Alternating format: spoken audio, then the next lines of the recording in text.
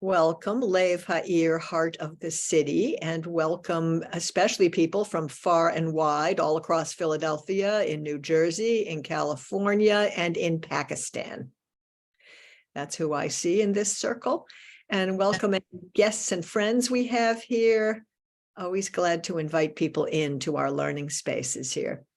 This is going to be the first of 3 sessions on Ukraine. Where have we been and where are we going? And in just a moment, we will start with our Torah learning prayer for all kinds of learning, for immersing ourselves in learning. I see, do we still have a few people coming in? Good. Okay. There's Lenore. Okay. I'm going to just do a moment of visual access here. I am at my Zoom station with the world map behind me, wearing a black turtleneck. I can't tell if it's hot or cold today yet. Haven't been out, but Roby's sitting outside, so maybe I'll be inspired. And very glad to be here with our community. Hello, Lenore, welcome. Glad to see you. Let us join together in our prayer for learning Torah, all kinds of learning, Torah very widely encompassed together. It's the same as the candle lighting blessing, but it ends la'asok b'divrei Torah. Baruch atah Adonai, Eloheinu melech ha'olam, asher kidshanu b'mitzvotav, v'tzivanu la'asok b'divrei Torah. Thank you to the inspiring source of all for immersing us in lifelong learning in Torah. Amen. The reading assignments for this class included one deep dive into Jewish history in Ukraine for today from a really good Wikipedia article. The beginning of that article was an overview, very informative. And then if you wanted an even deeper consideration of specific geographic areas in Ukraine or a specific population, it went on and on. But for most people, probably the initial section of the overview was good. How many people were able to read that Wikipedia article today? At least some of it. Super. Okay, great. And then the ongoing book for these 3 sessions is called War in Ukraine, Making Sense of a Senseless Conflict by Medea Benjamin and Nicholas Davies. It's got a great amount of detail, maybe more than you would want, but it's also got history that leads us up to how the war started and then takes us really deeply through, especially the first year of the war. And we all know that since then, it's escalated. Billions and billions of munitions have been poured in, and there's a mega effect taking place around the globe, emanating out from that conflict. I want to frame this whole series in Jewish teachings about peace. And so also accompanying each session, there is an ongoing resource, 2 different resources, actually. One of them is a link about peace teachings, and the other, I think, was sent as an attachment. And Diane, you can help me figure out the mechanism that people received these things if I'm saying this wrong, but they're 2 different resources on Jewish peace teachings. Yes, they're all embedded into this week or in Bobby's emails when she sends them as reminders. Yeah, I believe they're all links, there were no attachments. Oh, okay. But I just want people to know there's 2 different resources there. They're both really good. Super. So our ancestor, Aaron, who was Moses and Miriam's brother and a great leader during the Exodus and then beyond.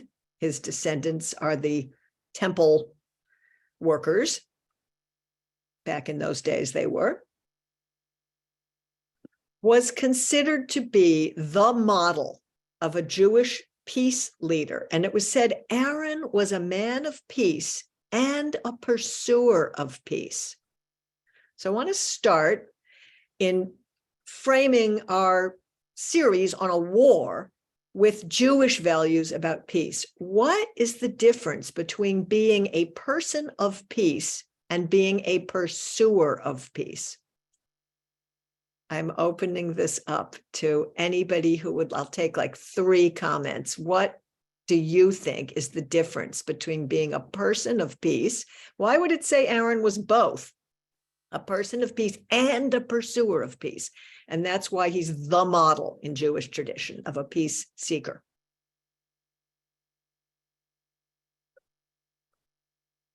Lenore. Lenore, you are on mute, but yeah. Well, those brilliant remarks I just had just disappeared. It just briefly, it seems to me that a person of peace would not seek out war, but what was the other person would want to have war, to seek peace. Oh, interesting. Okay, that's interesting. Patty.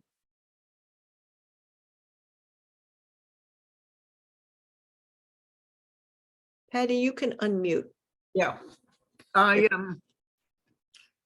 it seems to me like one is more active and the other is more passive.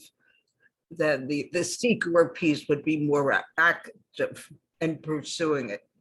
Okay, so a really different interpretation than Lenore's. That's why Talmudic discussions can be so interesting. Lenore's interpretation was the opposite of Teresa's. Lenore felt like a pursuer of peace might want to make a war to get to peace. And Teresa is saying Patty is saying the opposite, which is that a pursuer of peace goes not just having peace in your own personal relationships, but goes all out to make peace in the world. Very interesting. Of course, in Jewish tradition, when we figure out what this wisdom means, there's no right answer. It's a real exploration. There's many ideas and they're all equally valid. So that was really interesting. And now Teresa will be our last person in this round. Julie, I was going to say the same thing, that a peaceful person is one that's like a peaceful neighbor and everything. And a pursuer of peace might be one who gets into, what's it called? Mediation, like conflict resolution, like deals with the heavy-handed conflicts, where a person of peace just maintains peace in their neighborhood, peace in their life, like knows how to do that, has that, like, people like that are peaceful. Anyway, thank you. Okay, thank you. Next question. Where in our liturgy, our Torah, our tradition, is the value of peace lifted up? Let's just collect a whole lot because it's so pervasive. We can probably come up with a big collection of things that we constantly refer to that really command us and inspire us to be people of peace. I'm just going to take hands. We're going to get a wealth of these things. You can write it in the chat box too, if you'd rather. John, I saw your hand go up, I do believe.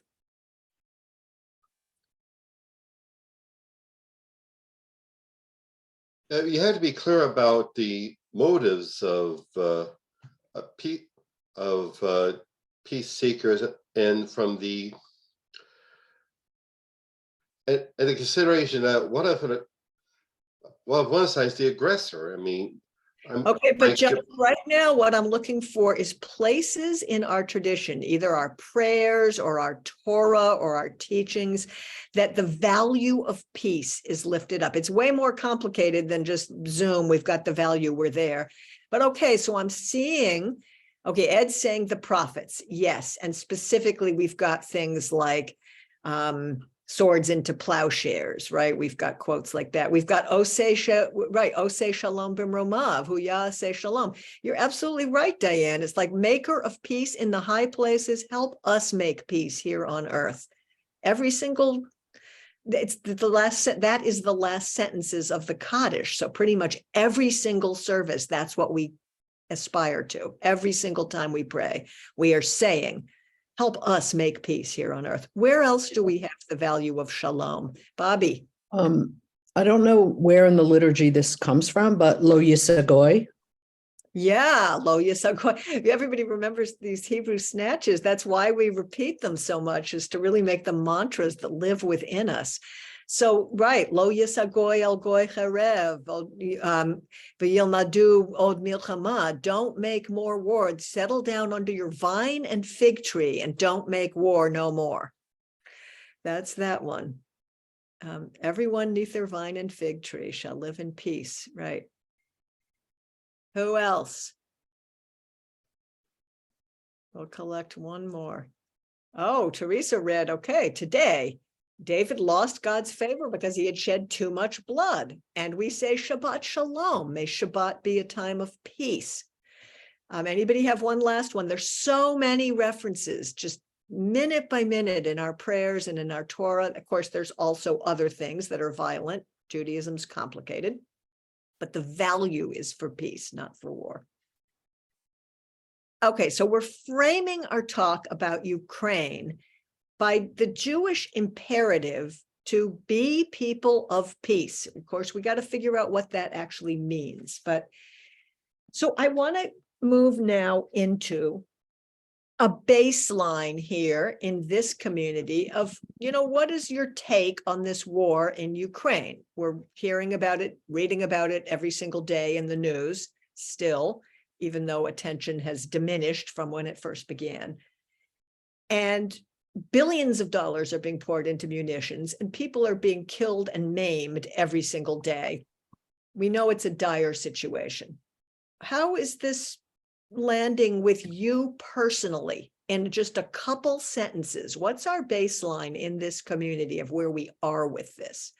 Let's go back to the community view, whoever's doing tech, so I can see hands here. Thank you. And let's see, what's your initial kind of, where are you with this? Enid. All right, I think my thoughts go back to Pursuer of Peace, and that's the International Criminal Court. And I, part of the coalition. And the prosecutor from the court has been in Ukraine 4 times. The last time, after visiting the orphanage there, sent out a warrant of arrest. So although it's a war situation, we're pursuing what we can do to, in this case, isolate Putin and others like him as much as possible. And with the United Nations General Assembly resolutions.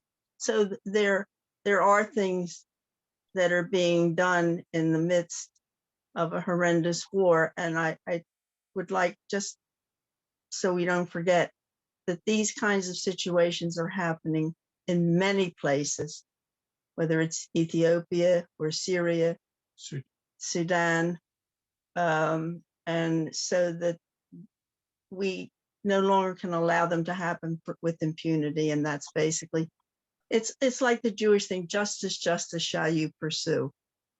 And that's basically what this is set up to do. Thank you, Enid. John, and then Bobby. It's pretty basic as far as I can tell. Putin is engaged in an act of imperialist aggression, trying to, like, his longtime dream has been to restore the old former Soviet Union. And he's doing it by entering the sovereign territory of another nation. And Ukraine has no choice but to defend its territory, defend its sovereignty. And I've noticed that so many people who are active in peace, I'm not disrespecting anybody, I'm not naming any names, but I mean, they act as if Ukraine and NATO are the bad guys on this. Had nothing to do with expanding NATO. It's just Putin's a megalomaniac who's trying to be another czar. And that's my take on it. Thank you, John. Okay, Bobby. So I was thinking about your question and how are we taking all of this death and destruction? And it's so deep. I mean, my heart really breaks for the people of Ukraine who have had this imposed upon them. My heart also breaks for the conscripted, am I saying that right? Soldiers from the USSR, listen to me, from Russia, who had no idea what they were getting into, were supposedly lied to, that kind of thing. And it just goes on and on. I mean, it's a horrible situation. With so many dead, I don't think we have any idea how many. Yeah. And all for basically one person's whim. I'll leave it at that. Thank you, Bobby. Is there one more person?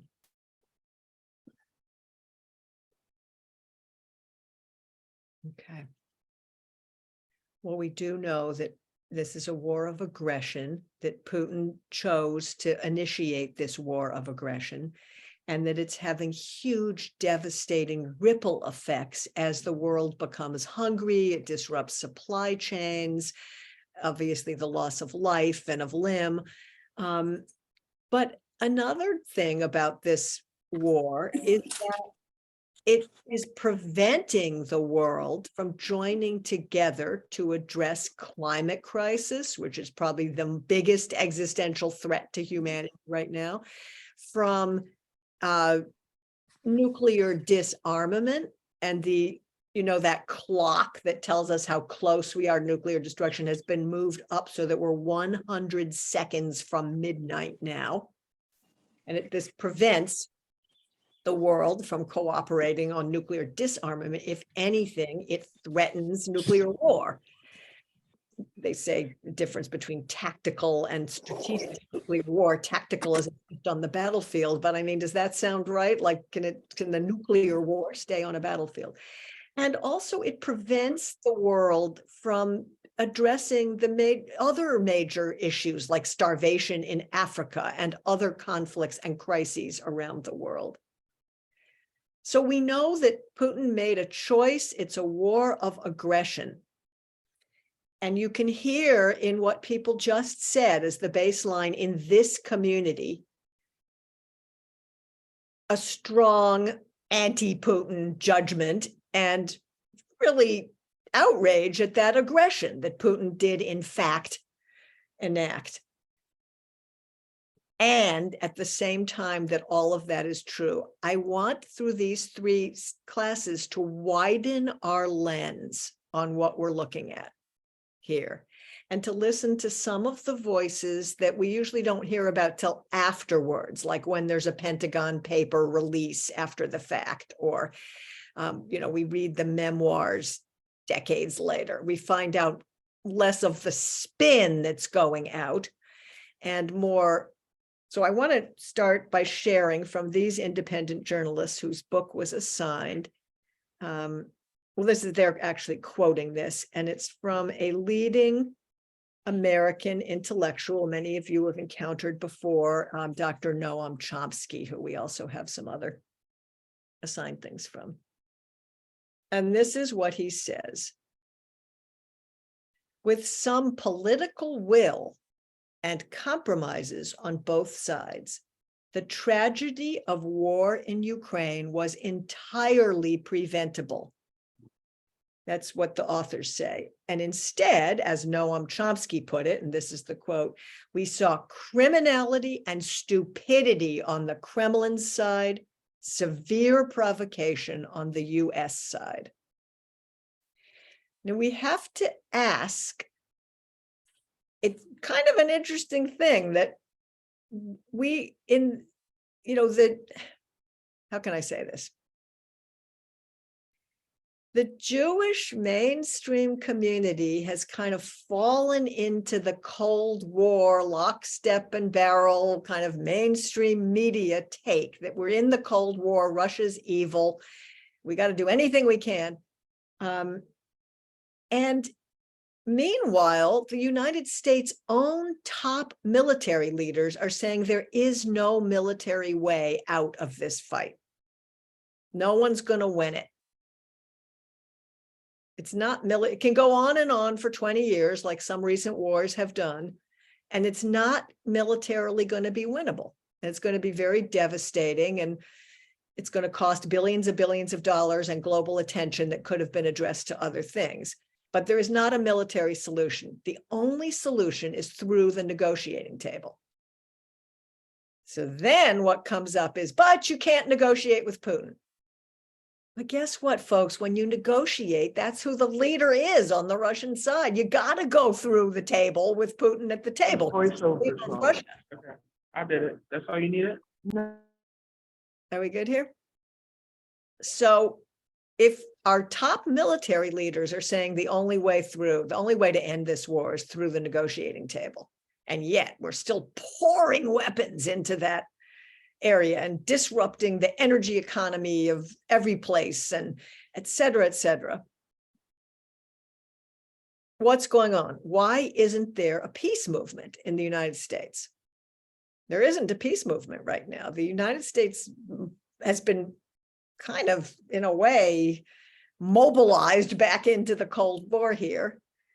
And I want to widen our lens, and not to take a particular point of view, but just to give us more voices, more depth, a wider conversation here about what's happening in Ukraine. I think, Teresa, do you have your hand up? Okay, go ahead. Just the thing I question, it's wonderful to be here, and thank you, Julie, for bringing that up, because like 113 billion, like that's so much pollution. 113 billion, let's split it. We'll give Russia 70 billion, we'll give Ukraine 70 billion, you figure it out, and you can spend it on houses and parties and whatever you want. Like, I just wish our world was that way, but that military industrial complex is so strong. Like 113 billion could do so much for people, the people of both countries. You know, let's split it down the middle, you figure it out. And yes, and we're, Pakistan had those floods, people are starving in the streets, and we're suffering from that wheat shortage too. I mean, the world is suffering right now, but thank you for listening. Yeah. Paul. Well, first I would say we have a very, very good negotiator in our president. He is willing to get something most of the time, and he's willing not to take everything. So I think I look to his leadership. I mean, he's an old guy, we all know that, but I think that to be able to negotiate something from Ukraine is difficult, because it's not just, it's the loss of life is tragic, and the devastation in terms of land mass and things like that. But the other side has to want something and be able to give part or some. So so far, again, I don't know Putin, but I look at his agenda and he doesn't have that motivation to negotiate unless he's going to get Ukraine. If we're going to give him Ukraine and say, we're not going to give any more weapons, we don't want any more loss of life. But it's almost an ideal that if you are that peaceful, proactive, we're going to do everything at all costs. I mean, he's actually there. I think I just read last week that Iraq was saying they would facilitate peace talks. I mean, Iraq, we could have Iran, we could have. So it's such a complicated issue. And this is the one other thing I wanted to add from earlier, but it's just that the media has a part in this too, because they have kind of beaten Ukraine to death. And a lot of us are inured to what is going on over there, because we heard about so much early on, and it is still going, it's devastating day to day, but a lot of us are just not in it because we were overwhelmed, we were totally emotionally connected with the tragedy and the poor people over there. So this is a tough one. I'm here to listen and learn, because I feel like whenever, and I love negotiating because I feel like it's that way of becoming interconnected. becoming hopefully autonomous, saying, God, I want something here, whether it's in my relationship or with, in business or with a friend. What's possible for me? What's the least amount I will accept, or what's something I can put out there? But I just don't see Putin in that mode at this point, because what he wants is to bring back the gang, the Soviet Union. And why not start with big, viable Ukraine? Because that's not all he wants. He wants all of it back. And, Yeah, so Mm. thank you so much, Paul. And I want to lift up something that Paul's pointing out, which is that in war, both sides escalate. Like, it started out that Putin didn't want NATO to expand to his doorstep. He didn't want nuclear weapons on his border. It started out that way, right? This war started out that way. And actually, what Ukraine started out with was it didn't want Russia to take over more than it already had. It didn't want Russia taking over more than Crimea and the Donbass. So now both sides have really escalated, where Putin wants all of Ukraine and Zelensky wants all of Ukraine, including these other places that had already been negotiated back in 2015 with the Minsk II thing. So both sides have escalated. And yet, when you negotiate, you have to sit with the actual real situation. And usually, if you ever do couples negotiation or have ever been part of it, both people think it's all the other person's problem, typically. And yet, if you're going to reach an agreement, you've got to listen to what people's interests are and what they need to really reach an agreement and mediate. So really challenging, really challenging. Joe has not spoken yet, and I see a hand up. Hi, Rabbi Julie. In some ways, I look at this as a sporting event. I go onto YouTube and I check the blogs that are pro-Ukrainian and talking about how Ukraine's doing this and that militarily, and it's only a matter of time until they knock Russia totally out of Ukraine. But there's another part of me that is realizes that I'm kind of sitting on the sidelines. My health is pretty good. I go for walks. But meanwhile, I check some of these YouTube things, and you got people that are crippled for life now. You got people on both sides. You got people that are, are not going to get married, have families. They're dead on both sides. So even though I'm rooting for Ukraine, and I would like Russia to get kicked out of everything, all of Crimea and everything else, there's also a part of me that says, if somehow there is some peace treaty right now that will keep people from being crippled for life, that will keep people from being dead, and that will allow people to get married and have kids and live a life instead of being dead at the age of 18. So, different feelings go through me, and I thought I would just express them. Thank you, Joe. That's very heartfelt. Patty, and then Enid. Yes, yes, I of course, I've been on the side of Ukraine because of the horrendous way that Putin attacked. But I must admit that in the background of my mind, I haven't forgot that Ukraine has not always been a good friend to the Jews. Right. They have been, very, very bad at certain points. Thank you, Patty. That's important. We're going to talk a little more about that in a minute. Enid.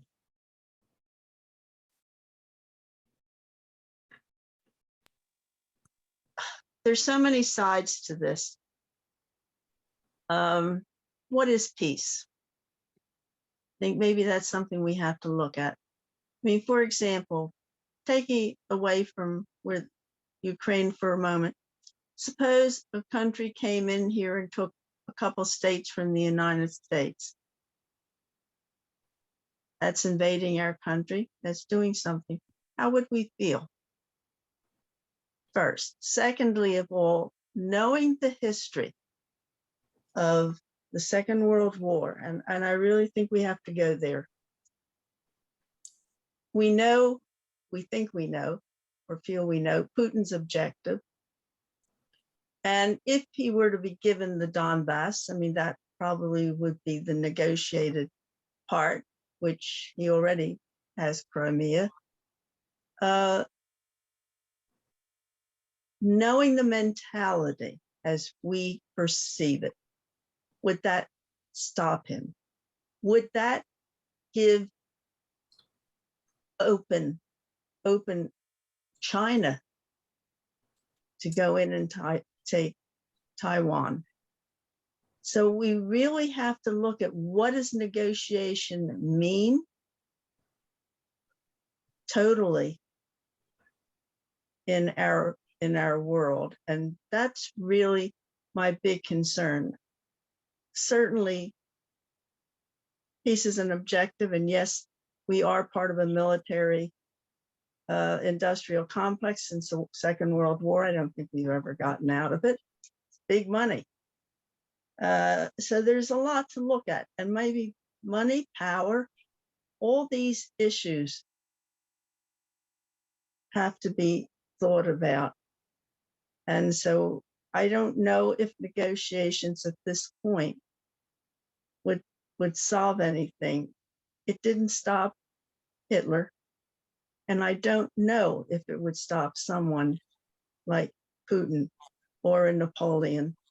So there's much to debate, much to think about, and yeah, and there's a ripple effect in so many different ways. So they're just some of my thoughts. Thank you, Enid. Yes. And we have to, we have to kind of ask ourselves, like, what is our model algorithm for addressing a war situation? And for many people in the United States, it's still World War II, and especially the Cold War aftermath. But many of the recent wars haven't actually been Hitler-like mobilizations, mobilizing against somebody like Hitler. If you think about the disaster in Vietnam and Iraq and Afghanistan, and in each case, what the American public was told, that eventually turned out to really not be very wise analysis. And so we have to not just take unquestioned the concept that this is a World War II type thing where we're stopping a Hitler named Putin today. We have to really, I think that's just, it's not easy. I mean, I'm certainly not any expert in it at all. I don't have a particular solution at all, but I just want to widen the conversation out of that Cold War kind of pathway, because I have so much respect for President Biden.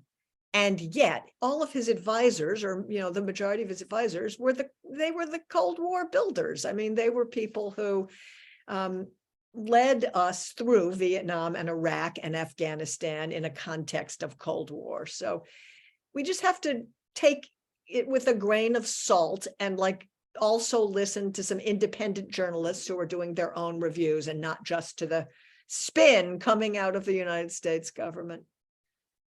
And I'm not saying it's easy at all. So, John, you were next. Yes. Yes, and in a case, this is a case of politics makes strange bedfellows. I mean, you have extremists on the left and the right coming together, like the so-called peace rally a few months ago in Washington, protesting against the war. Like, look, it had people there like Rand Paul and that former congresswoman from Hawaii, I forget her name, and all on representing the right. And on the left, there was Jill Stein from the Green Party, and the whole, every lunatic fringe group was there. Well, there was the Libertarian Party, and also the followers of the old Lyndon LaRouche cult crawled out of the woodwork for this. Wow, So, really interesting, John. Yeah, strange bedfellows coming together there. Thank you for that. Circling back to an issue Patty raised a little bit earlier, and the reading assignment was about the history of Jews in Ukraine. From the people who read that coverage for this class, what was your takeaway from the history of Jews in Ukraine? Just anybody want to share about that? And then I'm going to talk a little bit about some more 20th century history and 21st century history of Jews in Ukraine. I know some people read that article, and just in a nutshell, headline, Jews were outsiders always. Yes, thank you. What else?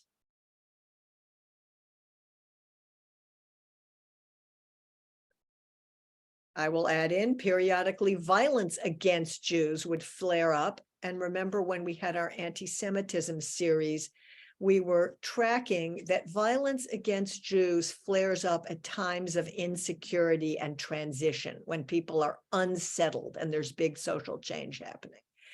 And so if you think about all the social changes that happened and that was the period of industrialization and of mass emigration to places like the United States.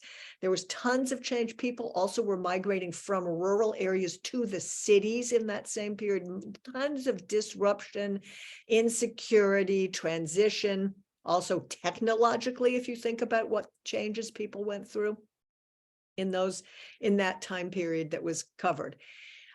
So there was ample opportunity for that flare of violence to happen. And Jews tend, especially in that part of the world, to be the scapegoat. And Ukraine has a very deep and embedded tradition of anti-Semitism against Jews. If you read that article about pogroms in various places, some of those people were our grandparents and great-grandparents. They're our ancestors for some people in this room. And in fact, the entire Hasidic Jewish world that's now pretty rooted in Israel. I think the Belzer Rebbe, who I know people, Reb Zalman's daughter Shalvi is a Belzer Rebbe disciple in Israel. She has 5 or 6 kids at this point. I can't even keep track. But the Belzer Rebbe was just one of the Hasidic dynasties from Ukraine that relocated, basically because of anti-Semitism, but also because of opportunity in Israel. And now that dynasty is happening there. But anyway, so a lot of our own ancestors, grandparents, great-grandparents, whatever, come from that part of the world. And our whole mystical tradition basically came from that exact part of the world. And it was not a pretty picture. Lenore.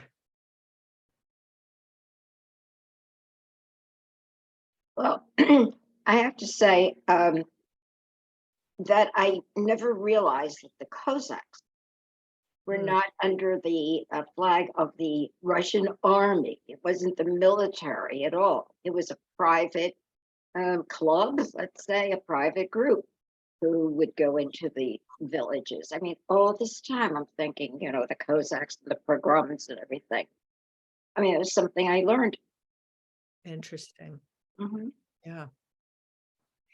Yeah, and that pattern, as once there became nation states, continued to be true, so that a party that's above ground would have a military force that was also connected to it. That happened in Ireland too, where you had the political party and then you had the military with slightly different names, but working very much in sync. So in recent times, we're familiar with that. Hitler's brown shirts were the thugs who were beating people up in the streets, which were kind of semi-legal, various times not legal, and at various times legal. But they were attached to Hitler's, white supremacist, anti-Semitic Nazi party that was above ground and actually got democratically elected into power in 1933. So that has happened in Ukraine as well in the last century, where there's been a political party that's anti-Semitic, and then there's been a violent military force in the streets that is anti-Semitic and is actually killing people and hurting people and threatening people.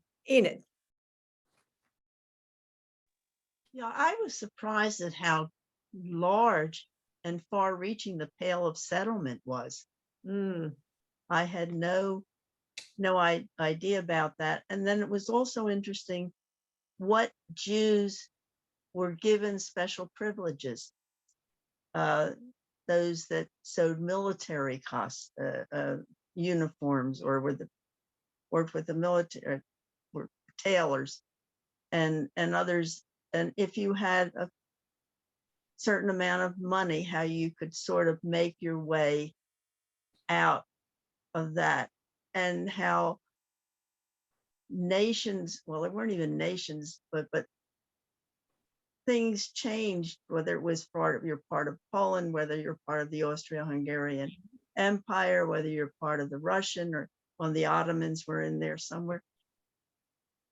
It was a period of change for sure. And the Jews were really almost, many times it would be almost like being in ghettos, and their villages would be, I guess, considered, think of Tevye in Fiddler on the Roof. That really was part of a way of life in that area. So it was fascinating. As I read all of that, that's just what I wanted to say. Yeah, Enid, the good points, and remembering our anti-Semitism series that we did recently, I think just last year,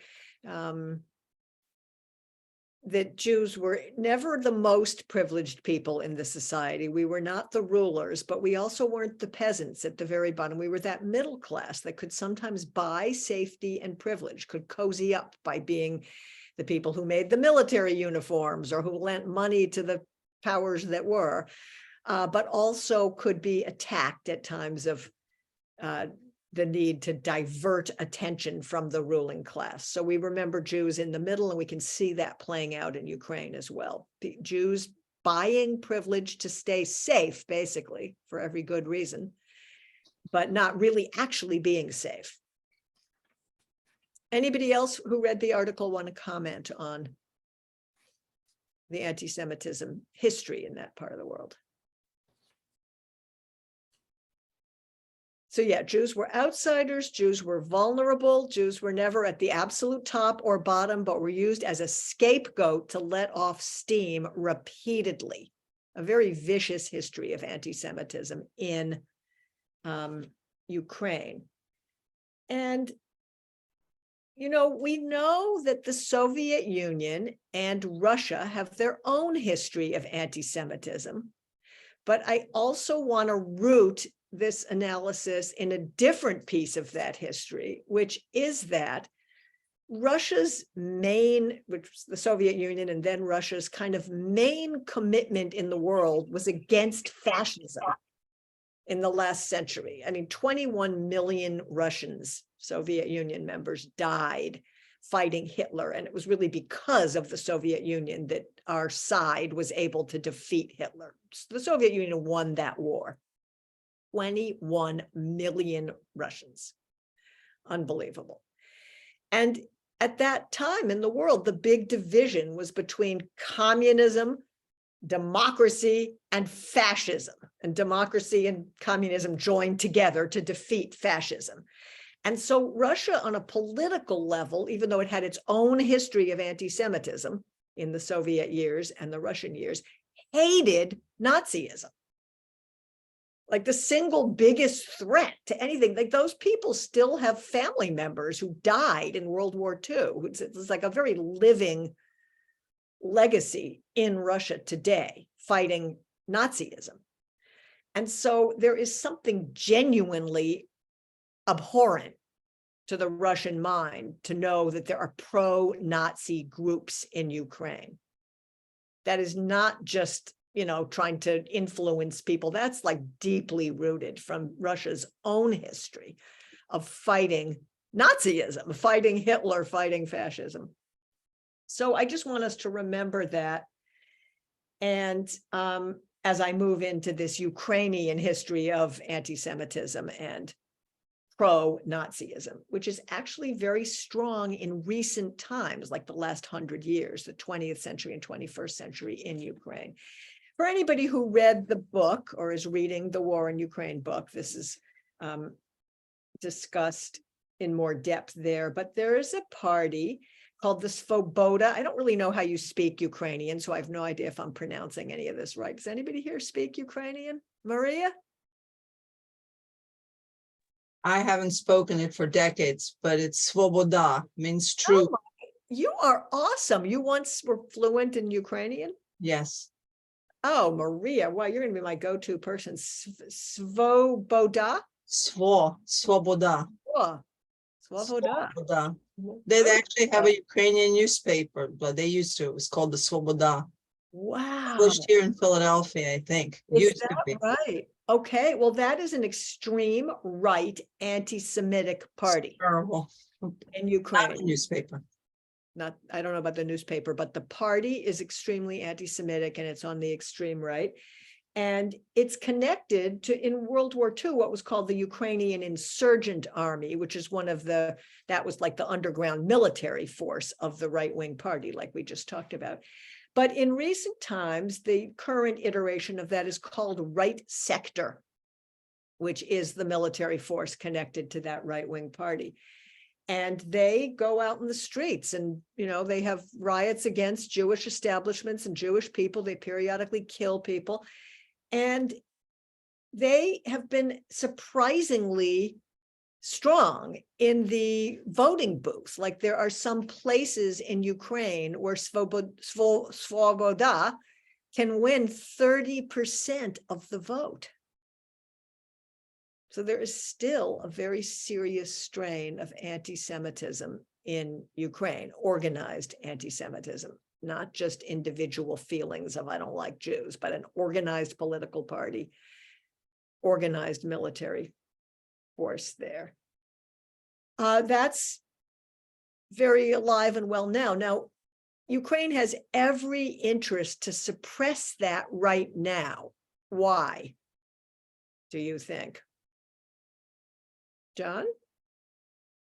Because they might collapse if Putin does succeed in invading Ukraine. They might be collaborators with the Russians. See. Oh, that's interesting, John. Yeah, I know. I didn't even think about that, but that's true. And there's also some other reasons why Ukraine has every interest right now to suppress these anti-Semitic movements. Fran? Because they want the United States help and they know that that's not popular.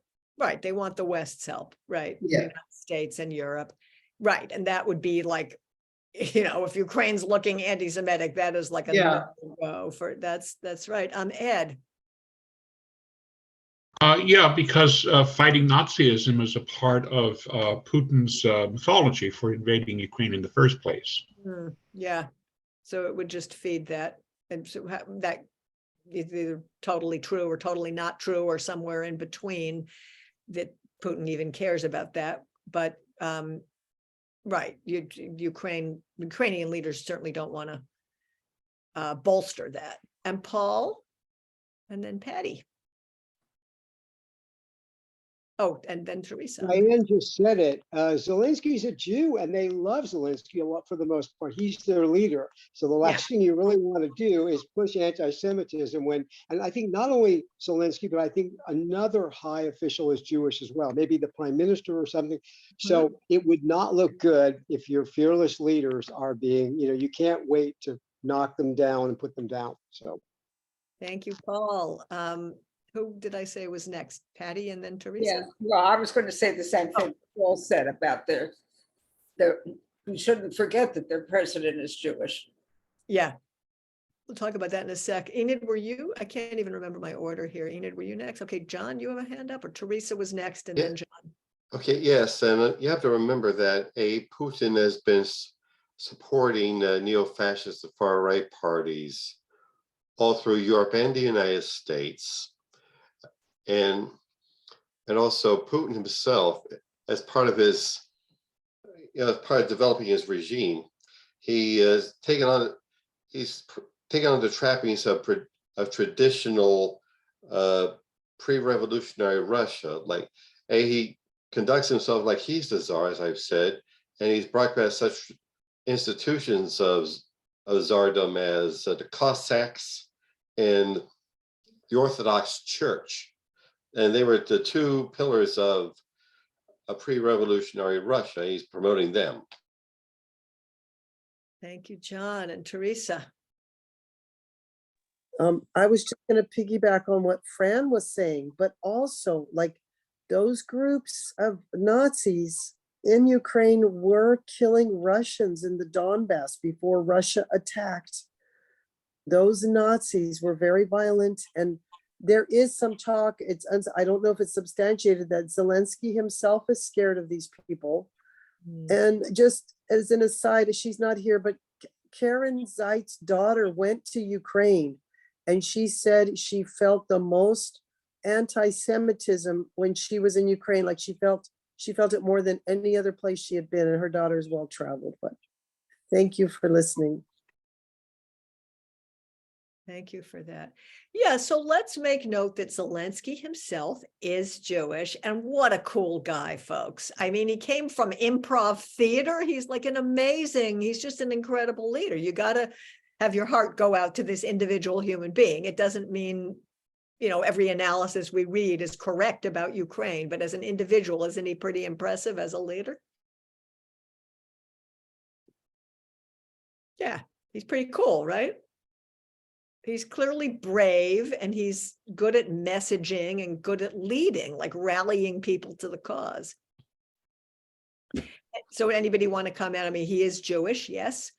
And that's, we have to remember the difference between an individual who's Jewish and a system that respects Jews. So there's that, it doesn't necessarily mean anything that this one individual, like we could have a female president someday in this country and still have tons of sexism across the land. So the individual doesn't transform Ukraine, but he is a really special leader, you got to admit. Patty, is your hand up? Yes. Wait a minute. Yes, it is. And it's because, the fact that he speaks every single day to his country has been so impressive. Yeah. I think we lost your sound, but that's okay. That was the point. Yeah, it's very impressive. And Teresa's saying we had a Black president and we still have racism. So we understand the difference between an individual spectacular human being and really actually changing a system. And yet he is pretty impressive. Patty, what you just said made me think of something. Let me come back to what I was thinking of, if I can remember it. About him showing up every day that he speaks to their. Oh, right. Yeah. And,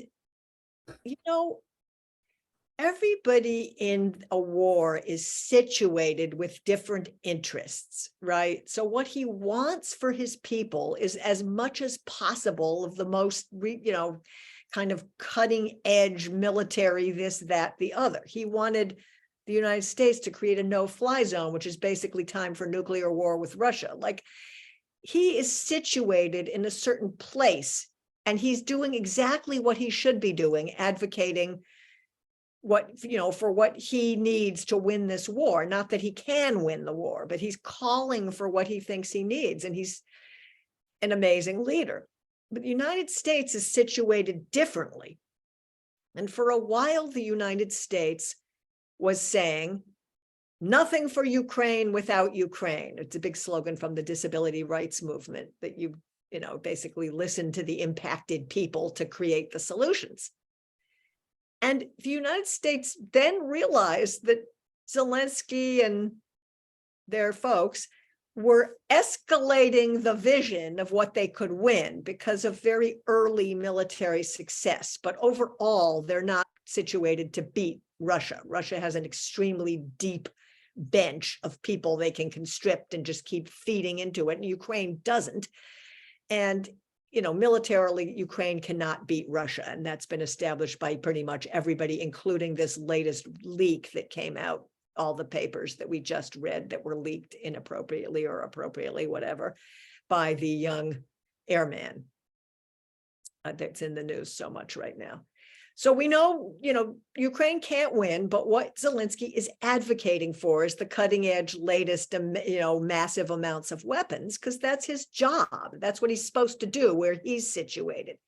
But the United States is situated differently. Like we're really need to think about like, how are we not going to have nuclear war? How are we going to address the urgent issues of the day that aren't in Ukraine?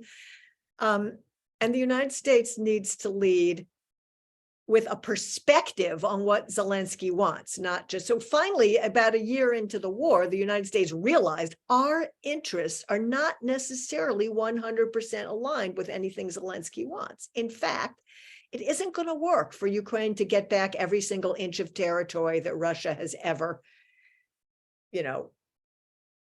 landed in. And in particular, some of the places that have been in Ukraine and been in Russia repeatedly over recent history. I think it was Enid who said the borders have changed a lot. So for instance, the Russian-speaking population in Crimea have been citizens of Russia in the recent past. So some of the people who live there, who are Russian speakers and ever were part of Russia before the boundaries changed, want to be part of Russia. So it's a more like a civil dispute within those territories that has now become a global issue. But Ukraine isn't going to get Russia out of those places that in 2014 Russia went in, and not very appropriately, but had kind of an illegal referendum and got people to vote to be part of Russia and militarized it, and everybody was assassinating people right and left on both sides. So that wasn't great. But anyway, it's like you can see why Zelensky has a big vision and he's a leader of Ukraine and he's saying what he says. But it doesn't mean the United States has to totally align with that, since the United States is situated in a different global leadership role than Ukraine is.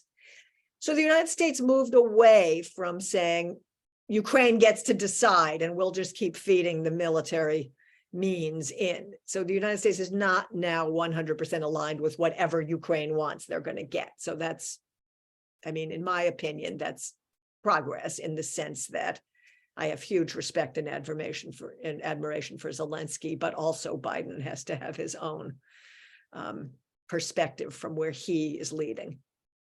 And that's, I think, something positive, although it's a big mess. So, okay, so let us look. Does anybody want to just comment on any of that before we move on? John?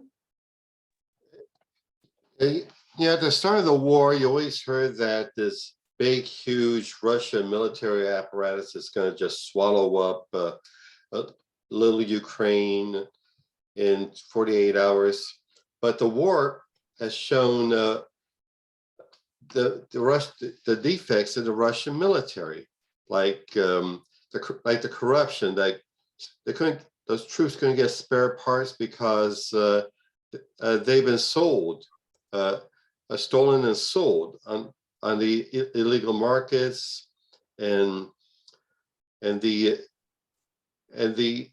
decision making in the field is so centralized. You have to have a general come and look at the problem himself, and a general has been shot by snipers, and also the equipment itself is inadequate. Like they're digging up tanks that have seen service just after the Second World War and before the Korean War. Okay, John, I want to respond to that by asking, and you don't have to actually answer this question, but there's a very famous quote from the world of journalism that says the first thing to die in a war is the truth.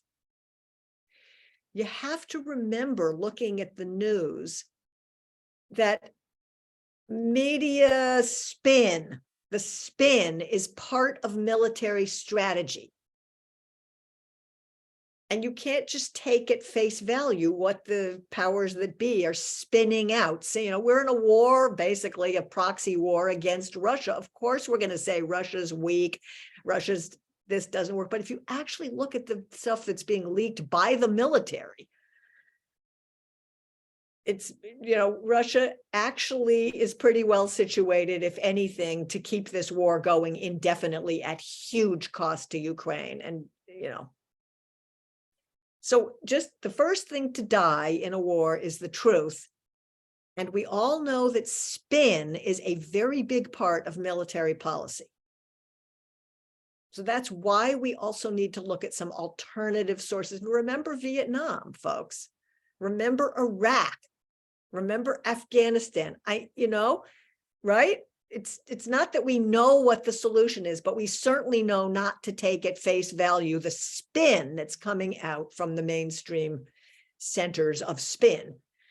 It's part of military strategy to say the other side's, whatever they want to say. Phil. Thank you. I just was thinking about something, backing up a little bit from the immediacy of it and thinking overall about the how we govern ourselves as human beings. How do you do that? And unfortunately, I think the best effort that has ever been made to try to be egalitarian and compassionate and all those good things came from democracy, from the idea of democracy. However, in order to enforce democracy and keep the natural selfishness of humanity from taking over, you had to have militarism, you had to have an authoritarian government to some extent. I mean, let's be honest, our government has not been totally democratic, never has been, and couldn't be, or they wouldn't have remained in power or in existence. So I think there's a conundrum there. And whenever you have the inequality where somebody is selfish and wants to have more power and overthrow things and starts to have that attack on our egalitarian hopes, then what do you do about that except to become authoritarian yourself? Yeah. And I'm afraid that's what happens in these wars, is to some extent. In order to win a war, you have to be a warrior. Phil has just basically identified the problem, the inherent problem of the state, which is that, in the theory of the state, people give over their right to have the most dominant military power to the state so that the state can protect peace and well-being in the community. But once the state has all that military power, you don't know whether it's going to be abused or not abused. So that is an inherent dilemma. Yes. Thank you, Phil, for making note of that, even though it's way beyond the scope of what we can right now address. It is definitely an issue. And Enid. Yeah, something to think about. The Baltic countries, Latvia, Estonia, Lithuania, if they were not part of NATO, what the Russians did over a period of time to hold on to those countries was there was, from what I understand, there was an influx of Russian speaking people, therefore, which gave them the impetus to go in and say, well, you're really part of Russia because most of the people are Russian speaking. Now they're protected because they're part of NATO. Don't think that they're not concerned. They are. And I wonder, and I don't know the answer to this, when it comes to the Donbass, they had an election, but I think we can assume that it was flawed. I wonder, even though the people there, many of them are Russian speaking, what the realities are in terms of how many really want to remain Ukrainian and part of Ukraine, and how many really want to become part of Russia. So there you're talking about spin. Yeah. The book goes quite a bit in depth, maybe more depth than some people might be interested in what happened in 2014 and then in 2015 as peace negotiations calmed down. I'm going to have to get that because it's worth reading because it addresses that exact question, Enid, and there are many unanswered questions, but at least looks at the history of who did what. And it's a very unpretty picture in both directions. So there was nobody was being a good citizen of the world. on either side of those, but the history is written down there. Yeah, so I'm going to read this quote that I started with one more time because it's the segue into our next session, which is in a couple weeks. And I invite you to do the reading, or I think it's listening and watching of some links for that session, as well as if you're able to dive into the book at all, as much as would interest you. So this is again, we saw criminality and stupidity on the Kremlin side, severe provocation on the US side. We are much more familiar from mainstream news about the criminality and stupidity of Russia in starting a war that could lead to nuclear destruction, a war of aggression, an illegal war of aggression. But we are not very familiar with the provocation that the United States and NATO constructed over the last decades. And so next time, we're looking at both sides of that. But next time, we're going to be looking at the, more of the history of what that provocation looked like. So I hope this is going to be widening the lens, enlightening to all of us. I certainly have learned a huge amount in preparing for this series, and trying to just wrestle with it more deeply. And we're going to continue to ask the question, why isn't there a robust peace movement in the United States? Pretty much for every war we've had in the last many decades from early on. I mean, there's a tiny little nascent peace movement, but what is going on? Why there isn't more skepticism and more standing for peace with justice? And part of that justice is what Enid lifted up. It's the criminal court really going after specific things that are criminal. Okay, we're going to have a few closing comments. We're actually going to I'm going to offer an opportunity to count the Omer, since we are together at this moment. We can take a moment to do that and to do our closing song for learning together. But a couple closing comments here, and maybe it's a takeaway. If you are able to share a takeaway from this time together, that would be helpful, or whatever else you want to share. Lenore and then Paul. Just on a very light note to end, I really encourage or recommend that you watch. It was either on Netflix or Prime. It was a series with Zelensky when he was still an actor, comedian. Oh, wow. I believe it's 3 seasons. It was amazing. It is amazing. And it goes into the corruption, the stealing, the politics. Wow. I'll find out the name. You'll find the name. Okay. I'll find out the name. What platform is it on? That would be, you can share it with if you can find out. Really recommend it. Oh, Paul. Well, I just want to say we never learn.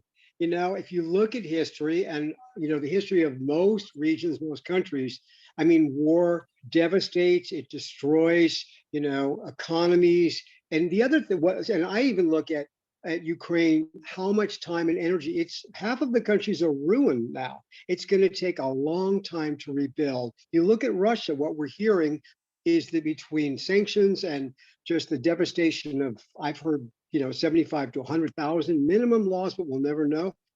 I mean, we don't learn. And that's what's fascinating. Here we are talking about war again, and we hopefully would all say never, never, never. The effects are too great, dear.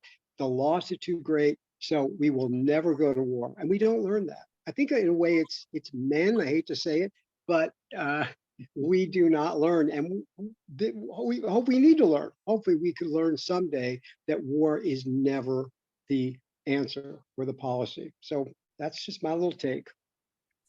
Yeah, thank you, Paul. And does anybody remember that line from the Phil Oakes song? It's always the men who start the war. It's the young who go to die. So it goes something like that. I don't know if people are familiar with that song, but Enid. Yeah, one question that I have, and I don't know the answer. There are a lot of Russian assets in this country.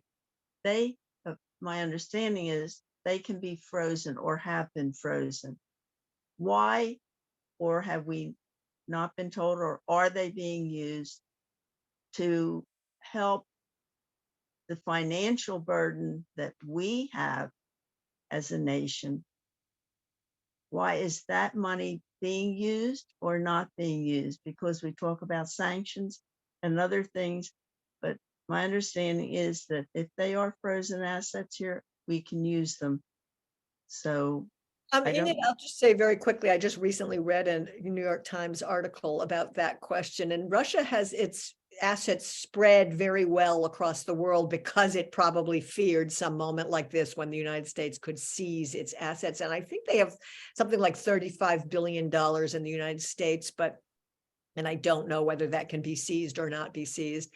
But most of their assets are not in the United States, so they're spread around the world. And but whatever assets are here, yeah, can- that's a good question. I don't can know. can we use them? I don't know. I don't how know to what find that answer, but that's a maybe really somebody can. I don't know what the judge. moral hazard of scaring away investors would be, because the United States wants the investment. I just don't know, but that's a good question. Okay, folks, for counting the Omer, let's see, Friday night was the beginning of day 16. So tonight, we'll pretend it's tonight, 17/18. It's going to be the 18th day of the Omer that we're ushering in when sundown happens, but we're together now, so let's do it. And for the Omer, it's like the candle lighting blessing, but it's going to end al Sfirat HaOmer. And just for a reminder for people who weren't with us on Friday night's Shabbat service, the Omer is our spiritual ascent from the depths of slavery till we stand at Sinai in freedom.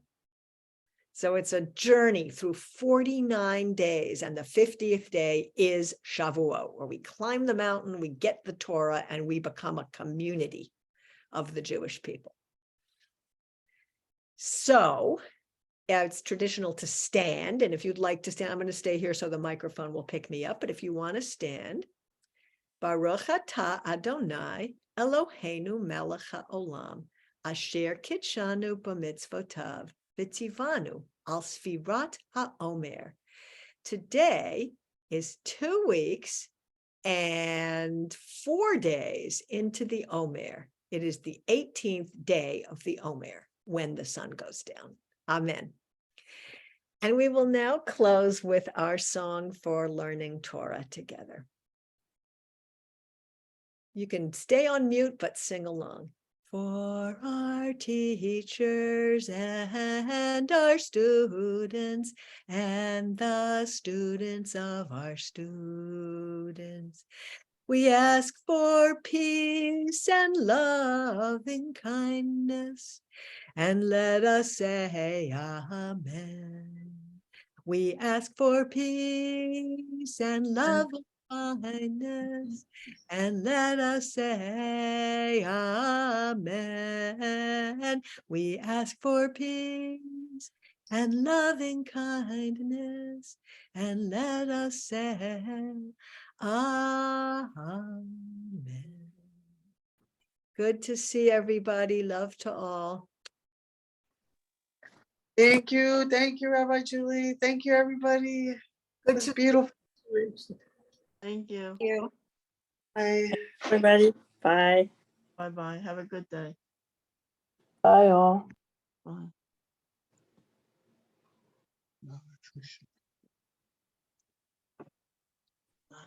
Bye, Ma.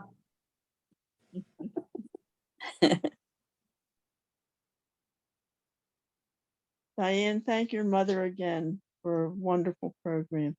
Thank you. I think she's still on here, although on mute. So, but I appreciate that, and I have shared your thoughts with her before. Thank you. I have control of this. Well, while you're still on, I don't know who's still on. A friend of ours who is a child, Holocaust child survivor, hidden child, wrote a book called My Name is Renee, and it's now been made into a musical. Wow. And so maybe we can put online, I'll send you the information, because it will be done at Abington Friends on May 20th and 21st.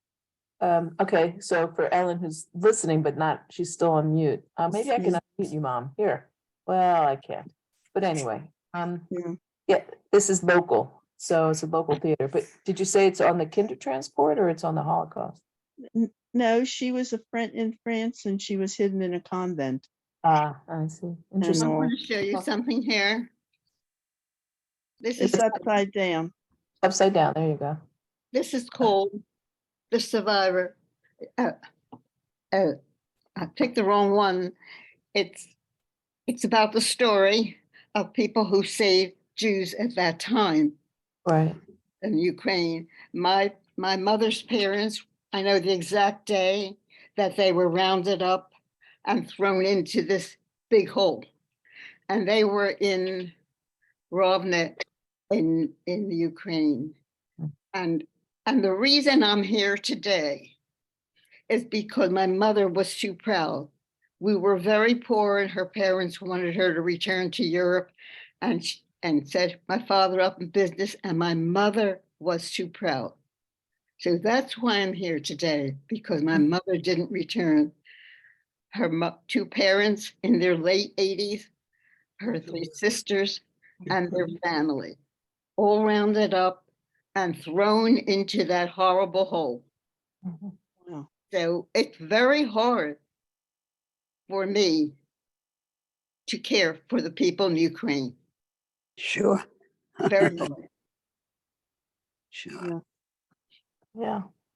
No, it's a so complex, the whole thing. And I think you probably on Ben Ferenz died a few weeks ago, who was the last living prosecutor of Nuremberg.